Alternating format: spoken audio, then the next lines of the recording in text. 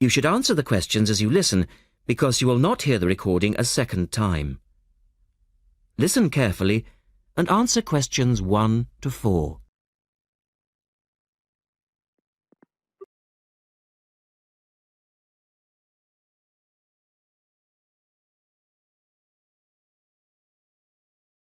Good morning, University Language Centre. How can I help you? I'm interested in doing a language course. I did Mandarin last year and now I'd like to do Japanese. Can you give me some information about what courses are available at your centre and when they start, that sort of thing? Yes, certainly. Well, we actually offer a number of courses in Japanese at different levels. Are you looking for full-time or part-time? Oh, I couldn't manage full-time as I work every day, but evenings would be fine and certainly preferable to weekends. Well, we don't offer courses at the weekend anyway, but let me run through your options. We have a 12-week intensive course, 3 hours, 3 nights a week. That's our crash course. Or an 8-month course, 2 nights a week. I think the crash course would suit me best, as I'll be leaving for Japan in 6 months' time. Are you a beginner? Not a complete beginner, no. Well, we offer the courses at 3 levels. Beginners, lower intermediate and upper intermediate, though we don't always run them all. It depends very much on demand. I'd probably be at the lower intermediate level, as I did some Japanese at school, but that was ages ago. Right. Well, the next Level 2 course begins on Monday the 12th of September. There are still some places on that one. Otherwise, you'd have to wait until January or March. No, I'd prefer the next course.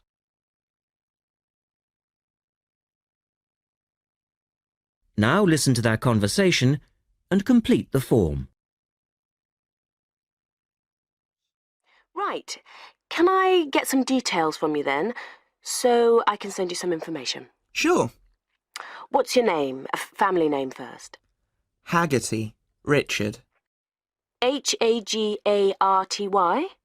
No, Hagerty. Oh, OK. And your address, Richard? Well, perhaps you could email it to me. Right. What's your email address? It's Ricky45, that's one word, RICKY45, @hotmail.com. And I just need some other information for our statistics. This helps us offer the best possible courses and draw up a profile of our students. Fine. What's your date of birth? I was born on the 29th of February, 1980. 1980? So you're a leap year baby. That's unusual. Yes, it is. And just 1 or 2 other questions for our market research, if you don't mind. No, that's fine. What are your main reasons for studying Japanese? Business, travel, or general interest? My company's sending me to Japan for 2 years. All right, I'll put down business. And do you have any specific needs? Will there be an emphasis on written language? For instance, will you need to know how to write business letters, that sort of thing? No, but I will need to be able to communicate with people on a day-to-day basis. OK, so I'll put down conversation. Yes, because I already know something about the writing system at an elementary level, and I don't anticipate having to read too much. You said you'd studied some Japanese. Where did you study? 3 years at school, then I gave it up, so I've forgotten a fair bit. You know how it is with languages if you don't have the chance to use them. Yes, but I'm sure it will all come back to you once you get going again. Now, once we receive your enrolment form, we'll contact you. As you listen to the first part of the talk, answer questions 11 to 18.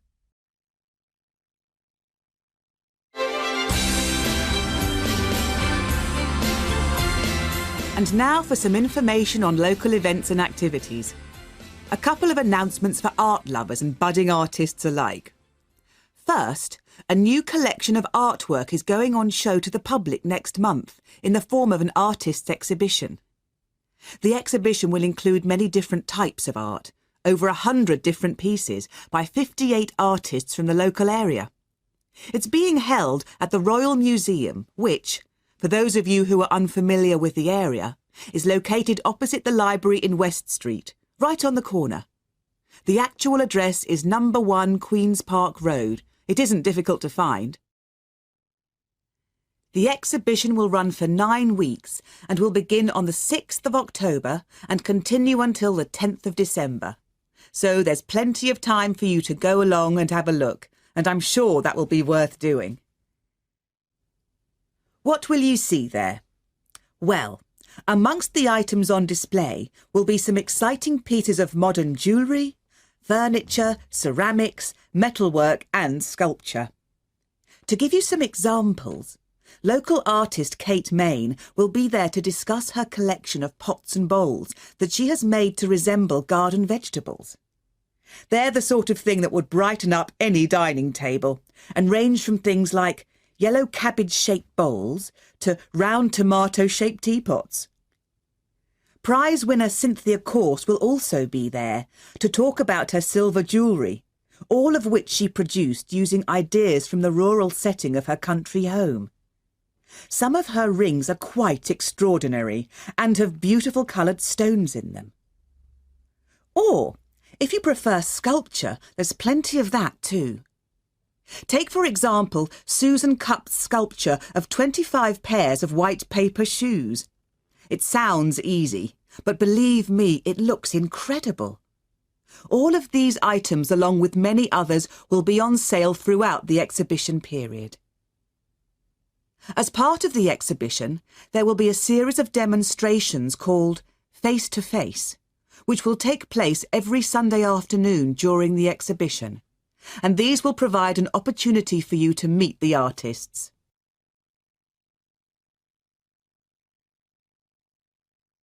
As the talk continues, answer questions 19 and 20. The second set of activities are for those who would prefer to indulge in some artwork themselves. The Artists' Conservatory are holding a series of courses over the autumn period. The courses cover all media and include subjects such as Chinese brush painting, pencil drawing and silk painting. All the tutors are experienced artists.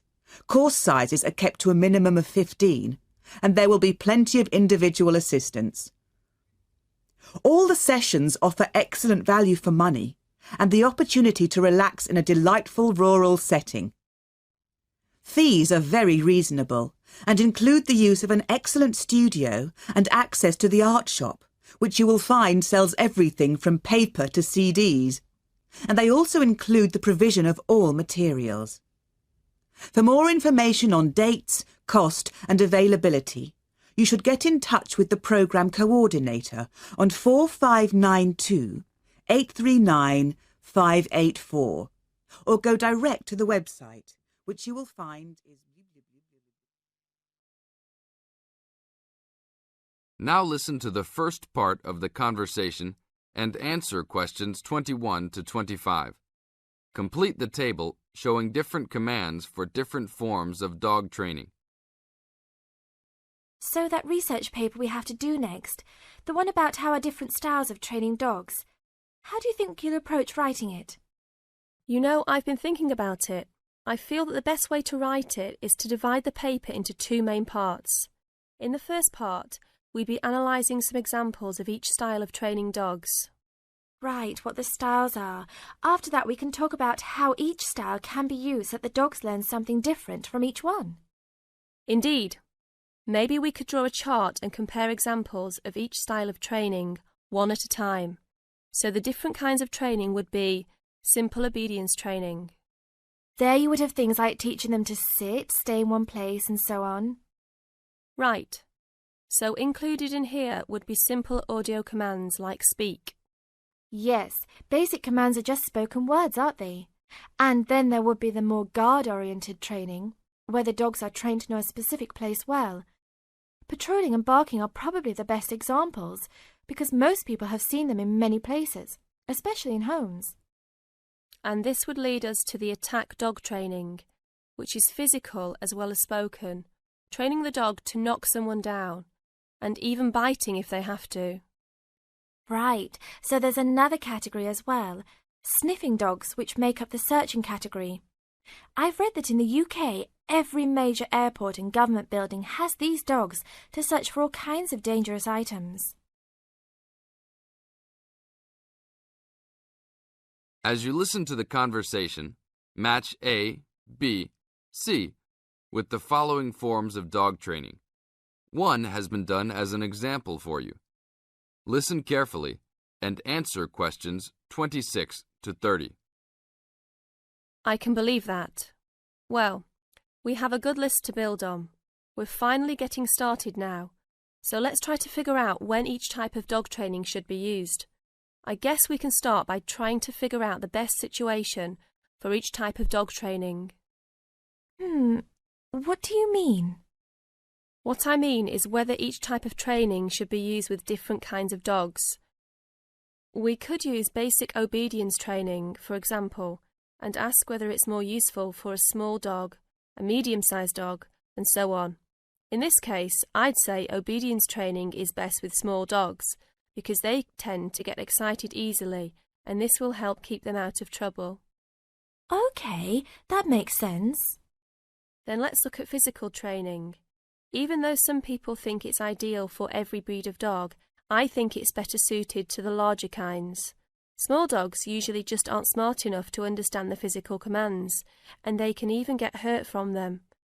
The specialised sniffing training is the same. I think they're better with the more intelligent breeds of dogs, and they're hardly ever useful with really small dogs. Attack training, however, can be useful for every kind of large dog, as long as the dog is treated well and given a lot of care and attention. All right, and what about guard training? Barking is an ideal way for small dogs to guard a home. I know they aren't big enough to stop a person, but making some noise is often all a dog needs to do. Other kinds of guard training like biting, though, are different. I'd always plan to teach those to a smart dog, give them a chance to use their brains and defend their homes. I'd have to agree. Trainers often just teach large dogs to bark at a person when they think something isn't right. But if they know how to use physical skills in a bad situation, they could save their owner's life someday. Yes, I suppose that different people would have different needs for their pets. Right, and different trainers would recommend different methods for different breeds. Now listen carefully to the talk and answer questions 31 to 34. Good morning, everyone. It's a pleasure to be here as a representative of the Conservation Society to talk to you about green cleaning. In other words, about ways you can help to save the environment at the same time as saving money. I'll start with saving money, as we're all interested in that, especially students who are living on a tight budget. Probably none of you has sat down and calculated how much you spend on cleaning products each year. Everything from dishwashing detergent, window cleaners and so on, through to shampoos and conditioners for your hair, and then those disasters, products to get stains out of carpets or to rescue burnt saucepans. I can see some nods of agreement. Even if you don't spend a lot of time on housework, you'd end up spending quite a lot of money over a period of time, wouldn't you? We can save money on products and also use products which are cheap, biodegradable and harmless to the environment. These I will call green products. Unfortunately, most cleaning products on sale commercially are none of these, and many of our waterways and oceans are polluted with bleach, dioxins, phosphates and artificial colourings and perfumes. Also, think how many plastic bottles each household throws away over a year.